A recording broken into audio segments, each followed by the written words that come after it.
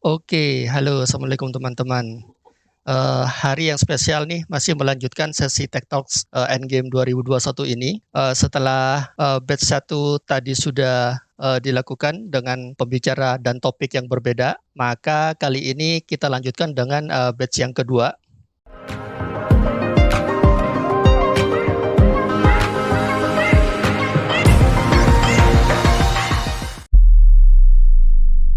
Jadi keseluruhan dari Tech Talks Endgame 2021 ini tidak cuma ada satu topik ya, tapi ada 12 topik dengan 12 pembicara juga. Nah, di batch yang kedua ini menunya adalah nanti di sesi yang pertama ada Andri Rivaldi, Manager of Engineering di Polyrifik, akan membahas tentang identity protocol ya, OAuth dan OIDC. Terus di sesi yang kedua juga ada Evan Christian, senior developer di Polyrifik, akan memaparkan tentang incremental static regeneration di Next.js framework. Terus di sesi yang ketiga nanti bakal ada Fandi Rahmawan, senior developer di Polyrifik, akan sharing tentang Jitterbit, semacam orchestration tool yang sudah banyak digunakan oleh enterprise company. Dan nanti di sesi yang terakhir, saya sendiri akan coba mengangkat dikit tentang infrastructure as code. Dalam hal ini Azure Bicep, seperti itu.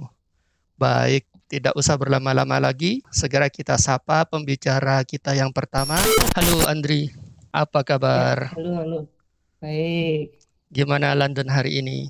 biasa mendung. Mendung. Oke. Gimana tentang identity protokolnya? Sudah siap? Insya Allah, siap. Yuk. Silakan dimulai.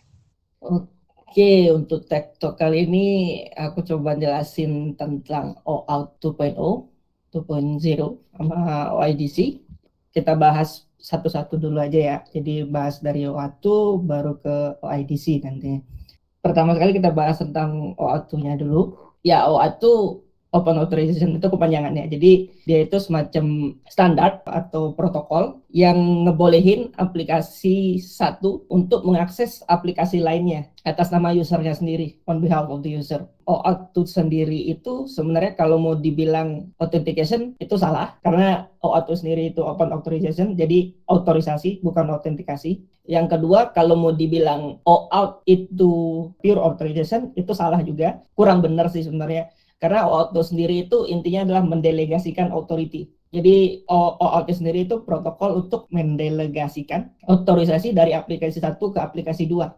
Konsepnya di situ. Kenapa sih kita pakai OAuth? Use case-nya kayak gimana gitu. Use case di awal itu misalnya kita punya user, smiley face. User ini mau mengakses sebuah data ke aplikasi dua dari aplikasi satu.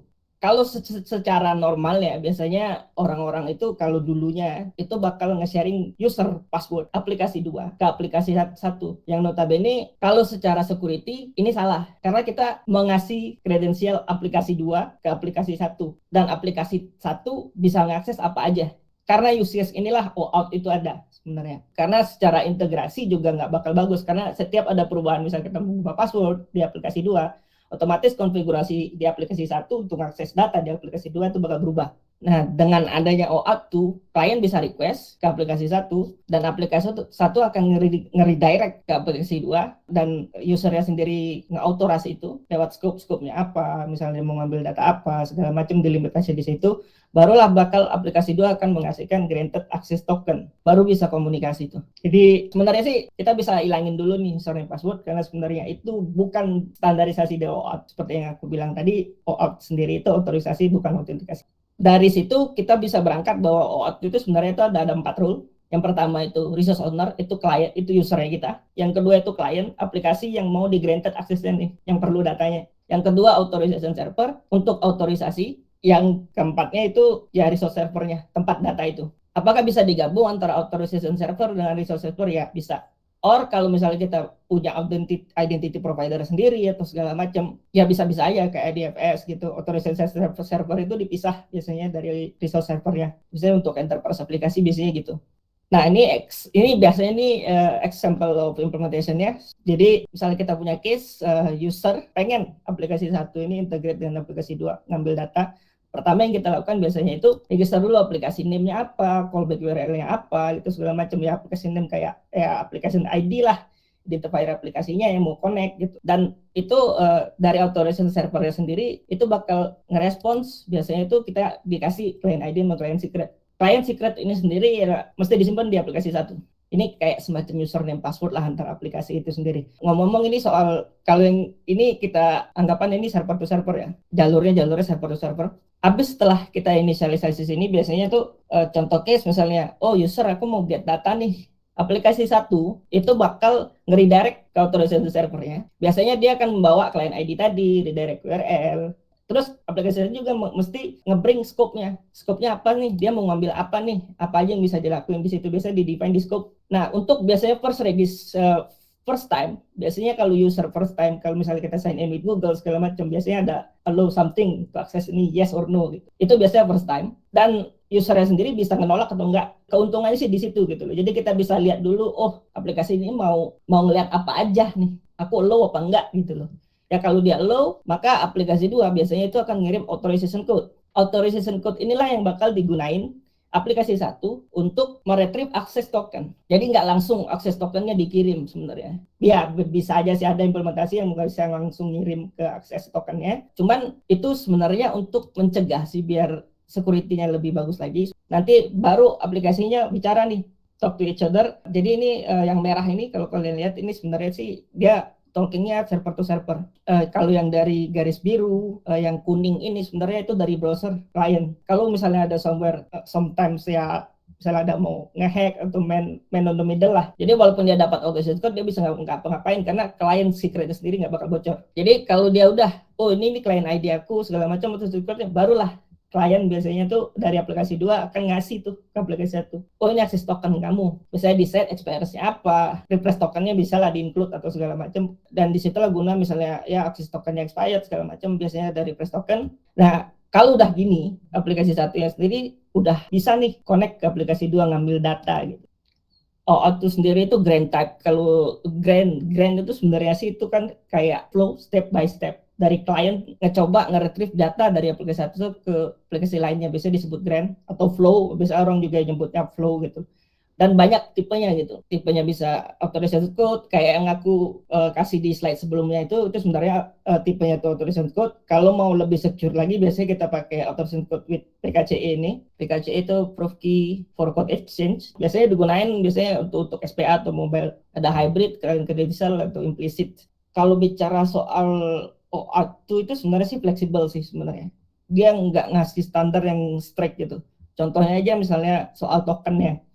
Token di OAuth itu sendiri, kalau kita lihat token kan banyak tuh macamnya banyak. Ada SAML, WS Security, ada JWT token gitu, JWT token. Oh ya untuk soal token sendiri, OAuth tuh standar itu sebenarnya itu cuma bilang only string gitu. Jadi as long as string, ya udah gitu loh. Terus soal scope-nya sendiri kan kita bisa ngatur tuh, oh dia bisa ngakses ini, dia bisa ngakses itu di scope. Nah, karena fleksibilitas itulah, sometimes orang-orang tuh menyalahgunakan OAuth itu sebagai authentication.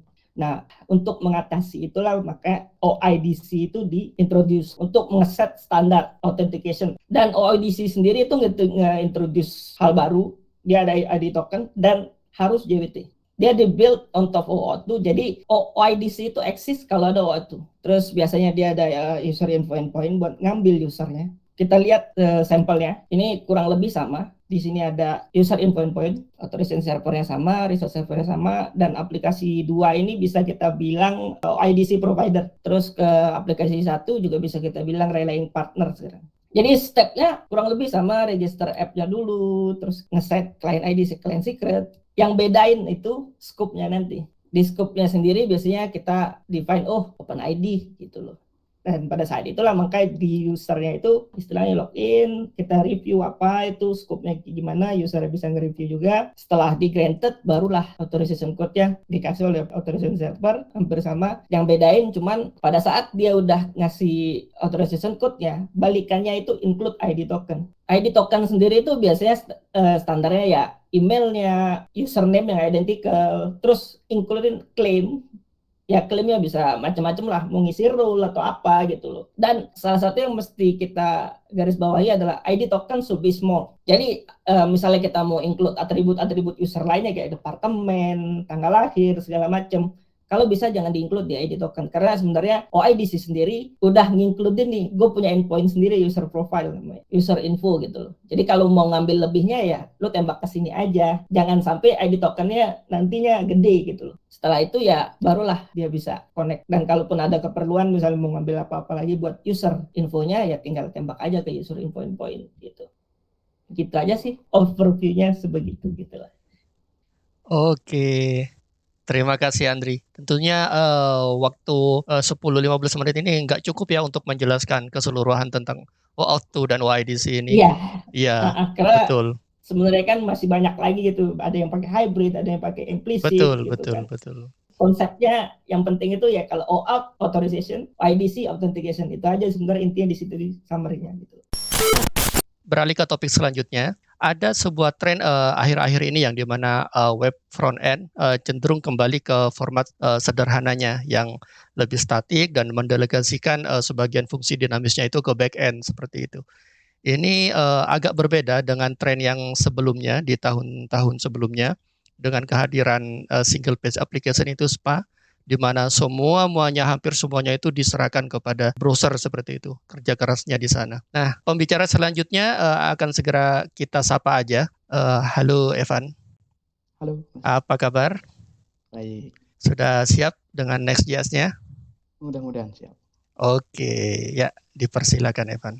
Iya, kita sekarang bahas tentang Next.js, khususnya tentang incremental static regeneration. Seperti yang tadi Mas Randi sudah sebutkan bahwa tren front end sekarang kembali ke seperti masa lalu. Jadi semua rendering itu diserahkan ke server gitu. Tapi dengan incremental static regeneration ini kita bisa hybrid juga. Jadi selain dari backend, kita juga bisa selain ke front end. Seperti itu. Di Next.js itu kita punya dua jenis pendekatan. Yang pertama adalah SSG atau Static Site Generation, yang kedua Server Side Generation. Nah, kalau Static Site Generation ini di front end itu akan di build, akan di render ketika build. Jadi nanti akan tersedia file-file HTML yang siap untuk di-serve ke klien seperti itu.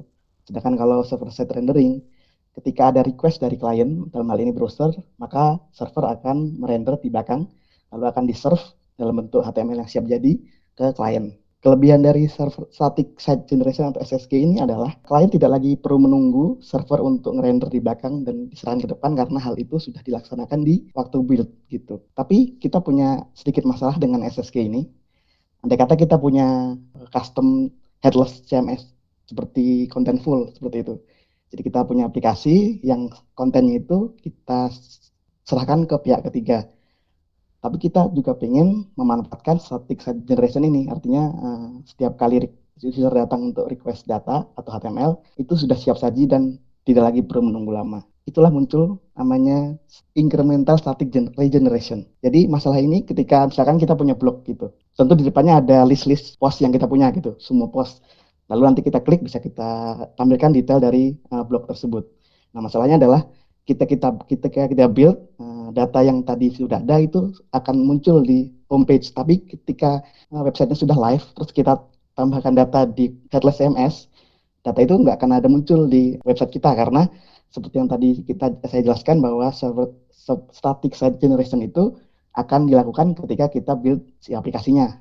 Jadi tambahan data itu tidak akan muncul gitu. Masalah ini sebenarnya bisa kita selesaikan dengan katakanlah kita tambahin hook di headless CMS-nya. Jadi kita tambah data, kita kirimkan hook ke server untuk nge-build ulang gitu seluruh aplikasinya.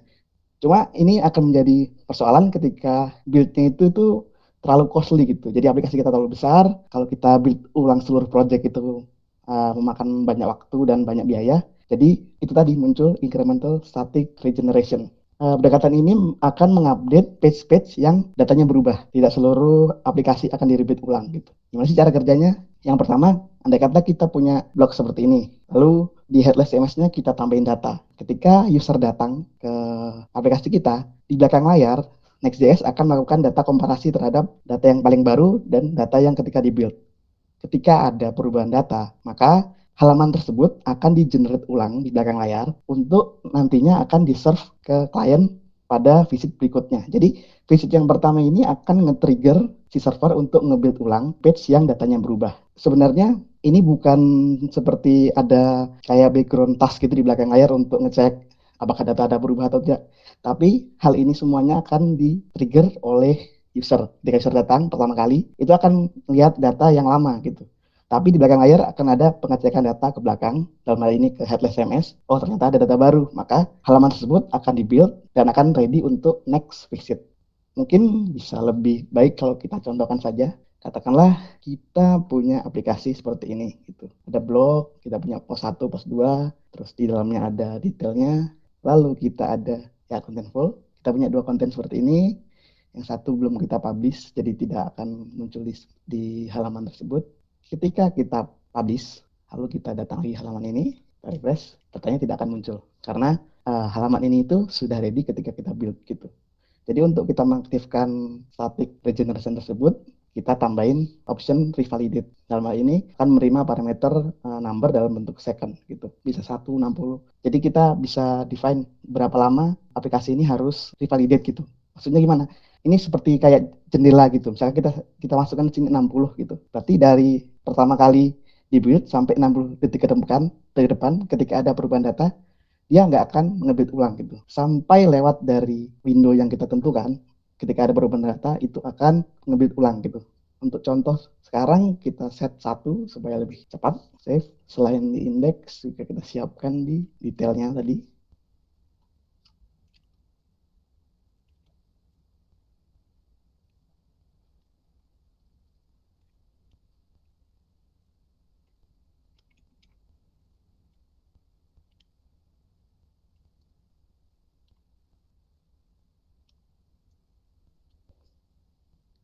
Yap. Lalu kita tunggu si versalnya untuk mobil. Ya, build-nya sudah selesai. Kalau kita lihat, nah di sini data kita sudah ada karena waktu kita build data tersebut sudah tersedia dan langsung dibuatkan HTML-nya gitu. Lalu misalkan kita lihat di sini Sunday Desember 26, terus kita ubah itu datanya jadi 27 gitu, kita publish. Lalu ketika kita datang, ini masih Sunday. Nah, di belakang layar dia itu melakukan pengecekan, harusnya datanya berubah dan harusnya juga halaman ini akan di-build ulang gitu. Jadi ketika kita datang lagi, sudah berubah jadi Desember 27 gitu. Lalu misalkan kita tambah halaman baru gitu, keempat.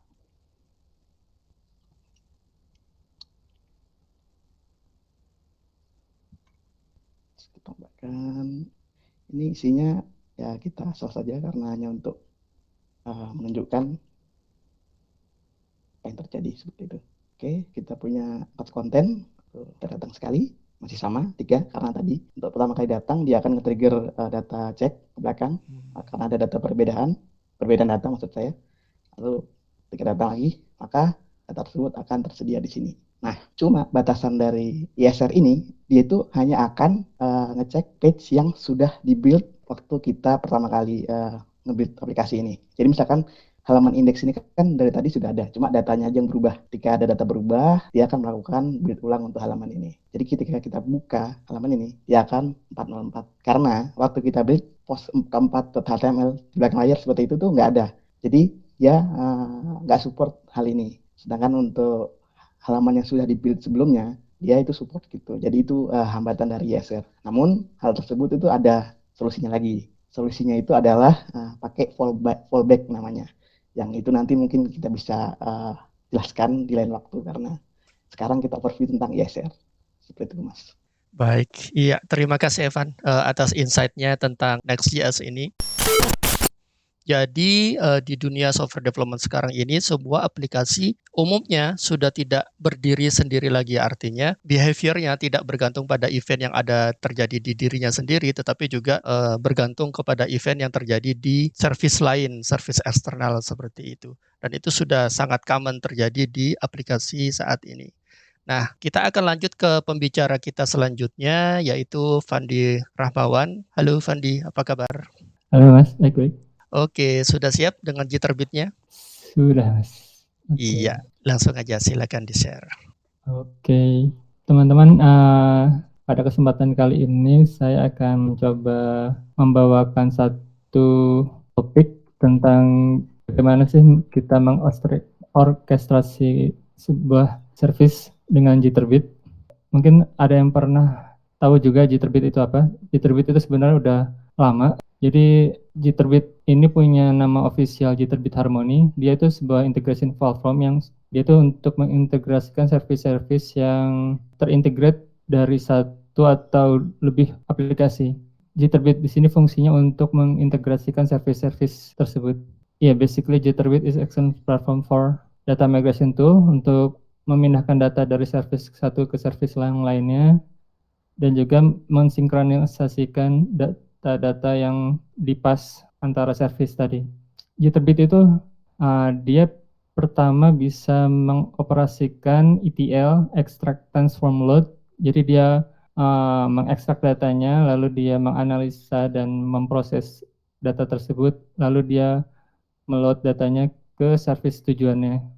Terus dia juga punya fitur API customization, nanti saya akan jelaskan. Ada tampilan API manajemennya di Jitterbit. Jadi intinya si Jitterbit API customization ini untuk memanage API yang saling terhubung di antara service-service tersebut. Jitterbit ini juga sangat handal untuk mengoperasikan AD, Electronic Data Interchange, karena dia udah certified dan compliance juga. 3 poin ini bisa menjadi satu platform yang sangat reliable untuk kita mengoperasikan service-service yang sangat terintegrasi. Jitterbit, apabila kita memakai aplikasi ini, sebenarnya coding yang akan kita implement di Jitterbit masih ada, tapi almost no coding. Jadi no coding approach simplifies the configuration. Jadi basically Jitterbit sudah memprovide template, mungkin bisa di custom lagi sesuai dengan kebutuhan kita. Dan Jitterbit punya kelebihan di graphical tool yang akan merepresentasikan hubungan antar service. Dia juga bisa include web service, XML file, dan berbagai macam connector service. Seperti yang saya jelaskan sebelumnya, juga dia bisa menginclude ETL dan juga operasi antar service. Dan yang paling pentingnya dia juga tersedia untuk Linux, macOS, dan Windows.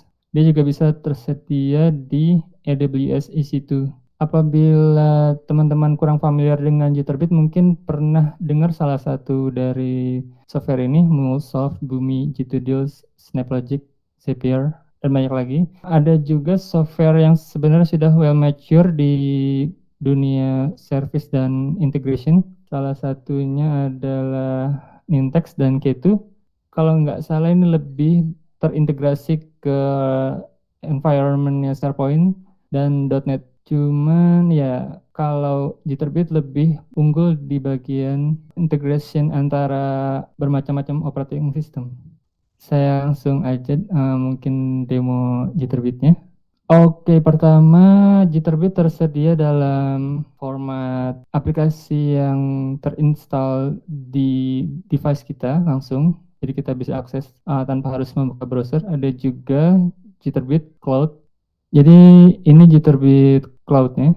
Seperti yang tadi saya jelaskan, one platform bisa punya berbagai macam opportunity untuk kita lakukan di Jitterbit-nya ini. Di sini juga berbagai macam resource ada di sini.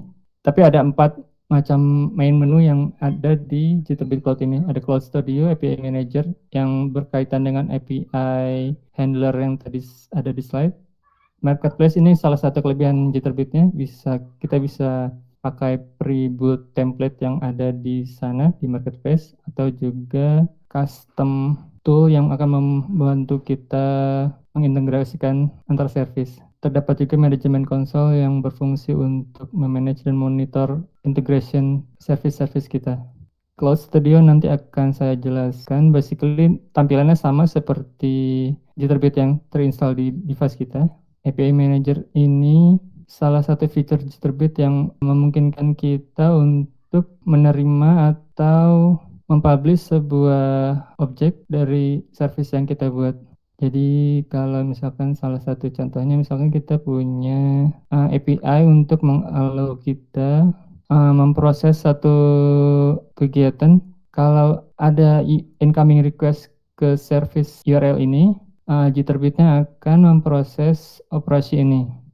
Jadi ini salah satu contohnya Postgres to Salesforce. Jadi ketika ada request masuk ke dalam API ini yang di-provide sama Jitterbit-nya, operasi yang akan tertrigger adalah inisialisasi Postgres to Salesforce. Dari sini nanti berangkat lagi ke operasi-operasi lainnya yang sesuai yang ada di inisialisasi.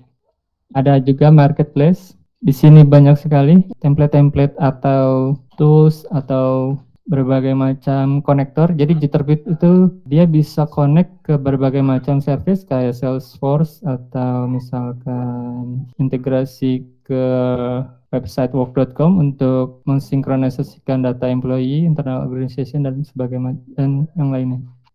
Ada juga management console untuk ya memonitor service kita. Saya akan menunjukkan di mana posisi aplikasi yang kita kerjakan di antara service-service yang saling berkaitan. Jadi di sini ada mind map aplikasi yang sedang kita kerjakan.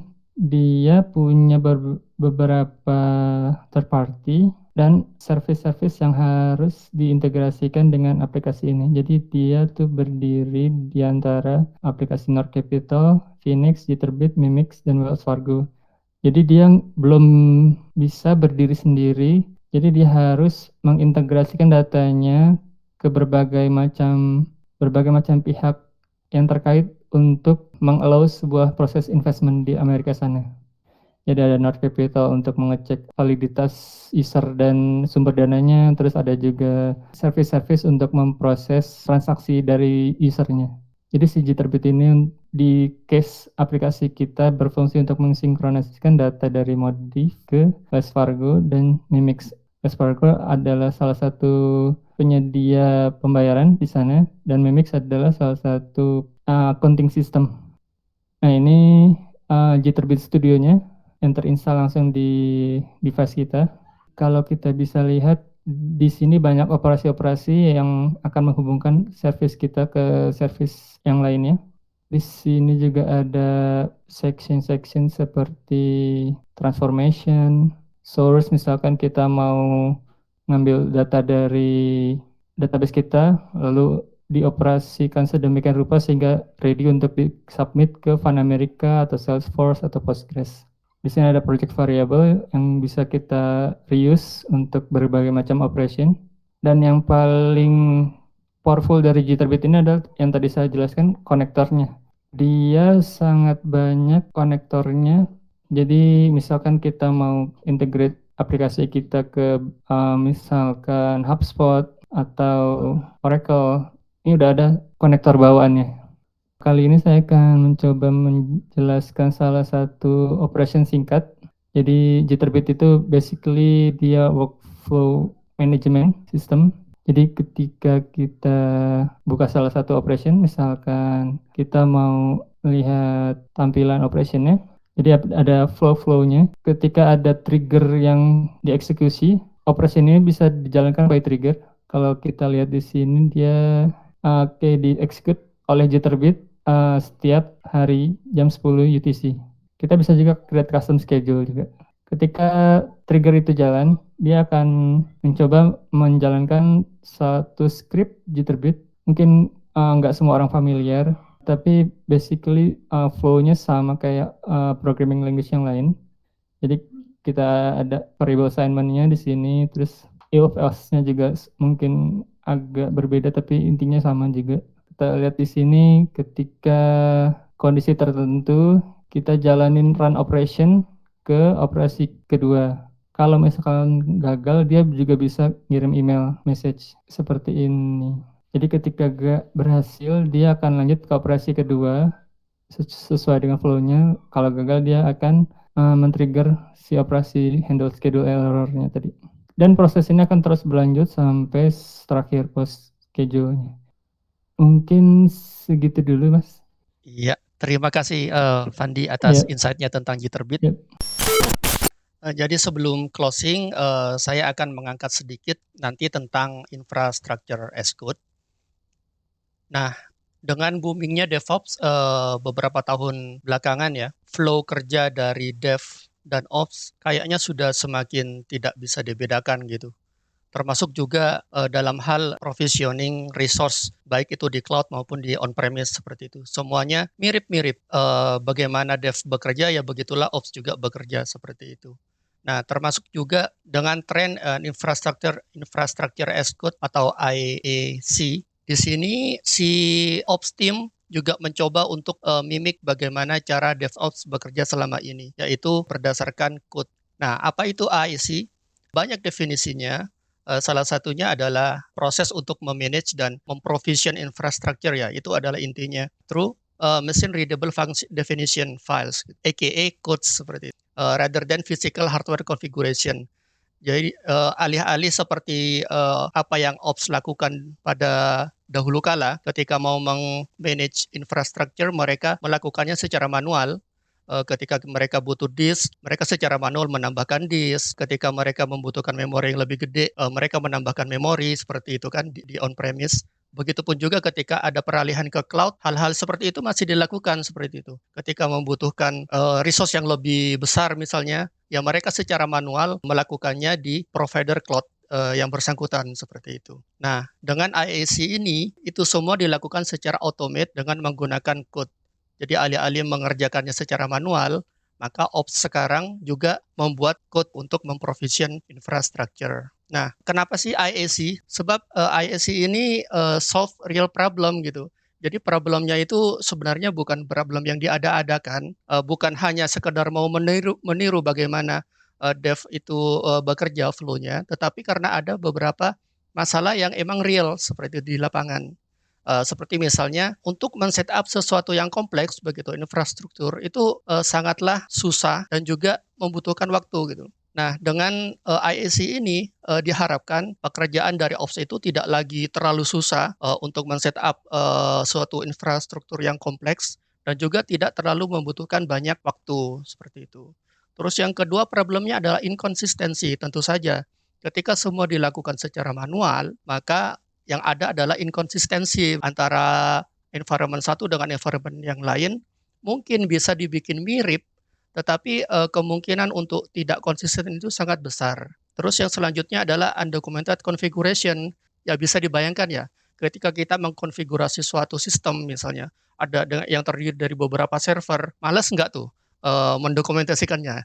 Ketika kita sudah men-setup itu semua yang kompleks, yang boro-boro untuk mendokumentasikan gitu. Kadang kita sendiri sudah lupa gitu. Ketika besoknya ngelihat lagi sistem yang kompleks itu, ini kemarin kenapa ya dibikin seperti ini? Itu sudah lupa seperti itu. Itu banyak kejadian. Dan juga yang terakhir tentu saja human error. Ya, apapun yang dilakukan secara manual, ada potensi untuk human error seperti itu. Nah, hal-hal seperti inilah yang berusaha di solve sama IAC begitu. Nah, approach-nya itu ada dua approach yang biasa kita lakukan ketika kita mendefine IAC begitu. Yang pertama adalah imperatif atau simpelnya itu adalah how approach. Di imperative approach ini si IAC-nya itu code-nya itu di-define step by step. Misalnya step pertama harus men-setup disk size-nya misalnya seperti itu. Terus step selanjutnya ketika disknya sudah ada, maka kita harus memformat disknya. Nah, seperti itu. Terus yang ketiga sampai akhirnya didapatkan state yang diinginkan. Itu namanya imperatif, step by step begitu. Istilah lainnya itu prosedural seperti itu. Yang selanjutnya itu adalah deklaratif. Nah, di deklaratif ini yang dia define di code-nya itu bukan step by step-nya, tetapi state akhirnya. Kita mau mendapatkan state yang seperti ini gitu. Nah, itu yang kita definisikan di code-nya. Jadi misalnya kita membutuhkan VM yang speknya misalnya Windows Server 2016 dengan disk sekian giga, dengan RAM sekian giga, yaitu yang di-define di code-nya. Itu namanya deklaratif. Jadi what approach. Nah, ini adalah sebagian contoh dari popular tools yang biasa dilakukan di dunia IAC ya. Ada Terraform, Ansible, Chef. Nah, ini 3 yang disebutkan di atas ini semuanya itu cross-platform. Jadi artinya mereka menyediakan tools-nya itu untuk berbagai macam provider. Jadi ini bisa jalan di AWS bisa, di Google bisa, di Azure bisa gitu. Nah, sedangkan di yang 3 yang bawah itu sudah kelihatan ya dari namanya sudah kelihatan tuh. Kalau dia itu tidak cross platform, jadi khusus untuk platform provider tertentu saja. Jadi di AWS itu dia punya CloudFormation, di GCP itu dia punya itu Cloud Deployment Manager, terus di Azure dia punya Azure Resource Manager. Khusus untuk di Azure ini ya hampir setahunan inilah. Ini ada generasi keduanya dari ARM ya, Azure Resource Manager, yaitu namanya Azure Bicep. Nah, di Polyrific sendiri ya hampir setahunan inilah kita sudah mengutilize yang namanya Azure Bicep. Ini next generation-nya Azure Resource Manager ya. Kalau dilihat dari sini diagramnya persis sama dengan flow-nya developer seperti itu. Jadi ada code-nya itu ada di bicep file, terus ada filenya itu disimpan di GitHub, dia lanjut lagi ke pipeline CI/CD-nya, dan terakhir di providernya itu sendiri, yaitu di Azure. Persis sama, di development kan juga seperti itu. Code-nya disimpan di GitHub, terus ada CI/CD-nya, nanti CI/CD-nya nge-trigger untuk deployment ke hostingnya seperti itu.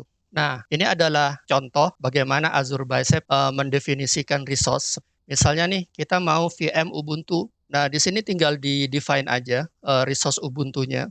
Di sini ada type-nya, ini namanya type, type-nya itu virtual machine, dan juga ada version-nya. Ini itu API version ya. Di balik layar sebenarnya Azure itu punya API, dan kita harus mendefine API version-nya di sini seperti itu untuk mentarget version tertentu dari Azure API. Begitu. Di sini ada common properties-nya, name sama location. Ini dibutuhkan karena cloud itu semasa bodoh-bodohnya kita ya. Kita masa bodoh gitu, servernya ada di mana. Tapi ternyata ketika kita memprovision sebuah resource, itu tetap harus di-define gitu. Main location resource dari yang kita butuhkan itu ada di mana gitu. Biasanya yang lebih dekat kan dengan usernya seperti itu. Tetap harus didefinisikan. Nah, untuk selanjutnya ini ada properties yang tergantung dari resource apa yang sedang kita definisikan. Misalnya kalau di VM, kita mendefine ini SKU-nya ini, VM size ini apa gitu namanya. Terus di sini juga image yang mau kita pakai di VM itu apa. Ini Ubuntu server, ini juga versionnya version 16, latest seperti itu. Dan juga kita mendefine disk-nya, dan sebenarnya masih banyak lagi yang bisa di-define di sini properties-nya. Tergantung dengan kebutuhan kita. Kalau tidak didefinisikan ya akan default value-nya yang akan dipakai. Ini ada contoh kedua, kalau kita misalnya butuh web app service ya, ini adalah type-nya, website, terus ada version-nya, tetap sama strukturnya, ada name, ada location juga. Untuk teks ini optional property. Juga ini propertiesnya karena ini adalah web app service, kita butuh server farm atau kata lainnya itu app service plan seperti itu. Oke, begitu aja mungkin overview sedikit tentang infrastructure as code. Dalam hal ini juga Azure Bicep ya yang digunakan di Polyrific. Oke, mungkin itu aja sesi Tech Talks kita untuk batch kedua ini. Mungkin dari teman-teman sebelum diakhiri ada yang mau ditambahkan dulu? Sudah nggak ada? Oke, sip. Ya, bagi teman-teman yang menonton yang masih belum menonton yang batch pertama, nanti linknya akan di-include di deskripsi. Untuk selanjutnya bakalan ada lagi batch ketiga dengan topik dan pembicara yang tidak kalah menariknya. Oke, cukup sekian untuk batch 2 kali ini. Terima kasih. See you. Assalamualaikum. Dadah.